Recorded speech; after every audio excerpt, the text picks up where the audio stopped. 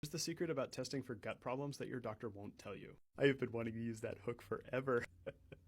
So people bring these tests into my office all the time. They've often been sick for years or decades, and they've had these tests run by, the chiropractor or whatever, and it says like, oh, you're low in certain kinds of healthy bacteria. You need this probiotic. Then of course the probiotic doesn't work. Chiropractor's like, oh, sorry, well, take my glutamine supplement and try my new bone broth gummies. So I'm not here to trash the whole test. Some of what the test reports is correct, specifically these inflammatory markers like calprotectin is a good one to know if you suspect you might have Crohn's. And I have a great story about calprotectin and Crohn's in a second. But the main problem is that a big component of that test is what's called a stool culture. So they take a little tiny sample of your poop and they culture it in agar. They wait for it to grow and see what grows, and then they measure it and they tell you that's what you have. 97 to 99% of your flora are anaerobic, which means that if they're exposed to oxygen, they die. So if they're culturing, which means it's exposed to oxygen, your flora, 97 to 99% of them are not going to show up on the results because they'll be dead. Scientists have actually had to develop special culturing techniques to culture anaerobic bacteria. This test tries to counter for that by doing PCR, which is very specific. If they look for something on a PCR test, they're going to find it if it's there. But there are more than 10,000 species of flora in the human microbiome, so you can't look for all of them. Now, if they're trying to find something very specific like C. diff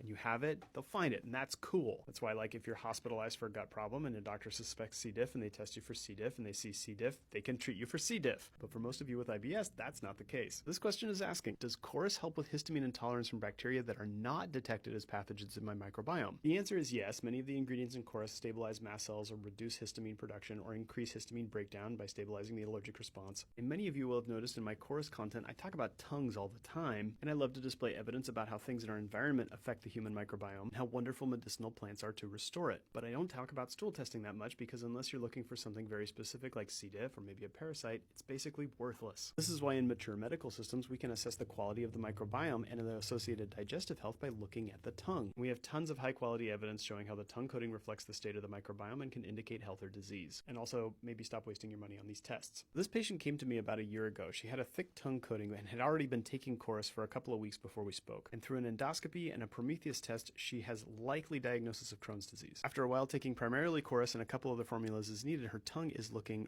really, really good. Her calprotectin levels, this is not her test, this is like a sample test, but they used to be up here close to 50, which is the borderline range for Crohn's and inflammatory bowel diseases. They're now at 16. So in my opinion, you don't really need these fancy stool tests. You can get a lot better results just by looking at your tongue. If you want to learn how to do that, learn to interpret what it means, come to our free Groupon school and we'll teach you how.